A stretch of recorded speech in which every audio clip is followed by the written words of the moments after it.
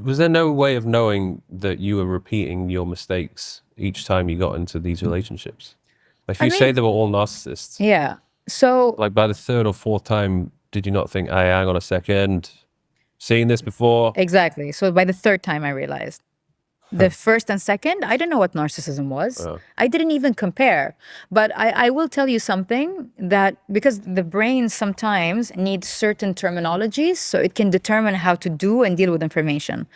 It's very critical. So, what are patterns? Patterns are things we do repeatedly. What are habits? Habits are things we do without knowing, right? Mm-hmm.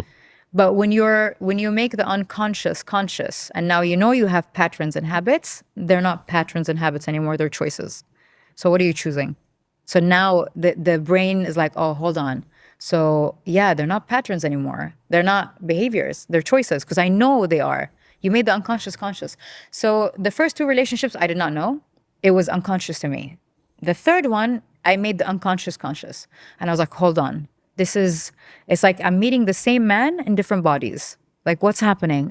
Are all men like that? It's impossible. My dad's not like that. My brother's not like that. So I was like, what's going on here? That's weird. And I was like, let me test it one more time.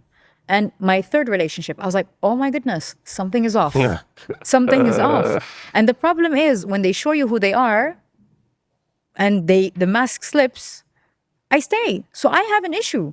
It's not them only. I have an issue as well. It's my problem as well. I'm the one attracting, I'm the one accepting, I'm the one staying.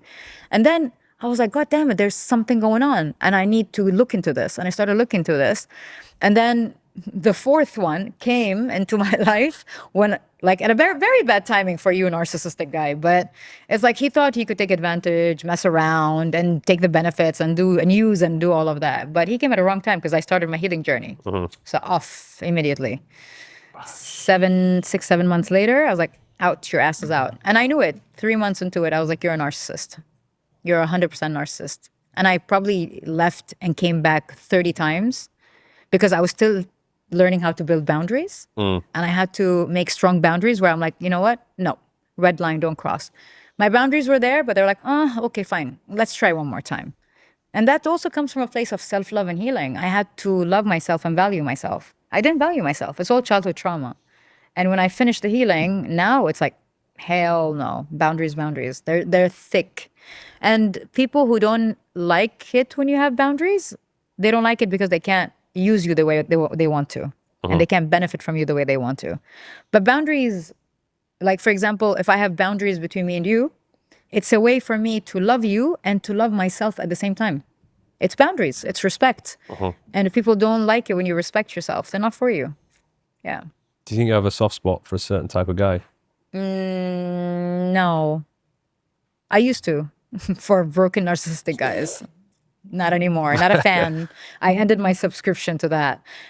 I right now I have a soft spot for a man who's really into his feminine and he balanced the feminine and masculine and he's pure and he's healed and he's soft. Because a man, yeah, there are situations where a man should be strong. Just like The Rock's example. Look how he is with his daughter. Soft as hell. In a skirt, sitting down, having a tea party with her teddy bears.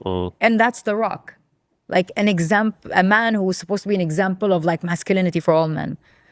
To me, this is beautiful. When a man does not care what the world thinks and he just is being. He's him. So you would like a guy to open up to you, to share his emotions with you? Of course. He has to be in touch with his emotions. But there's a Not a fine line though. Not a crybaby, not a weeper who's 24/7 like crying, and a balanced man, a balanced man. Yeah, that's why I keep saying divine masculine, not a crybaby. No, not at all.